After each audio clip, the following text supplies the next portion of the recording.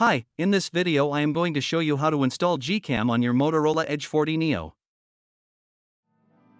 Step 1. Visit our website by clicking on the first link in the description. Step 2. On our website, go to the download section and download GCam APK file. Step 3. Go to video instruction section on our website. There you will find step-by-step guide on how to install that GCam APK. That's it. Don't forget to visit our website for complete instructions and APK file. Lastly, here's some GCam versus stock camera app comparison.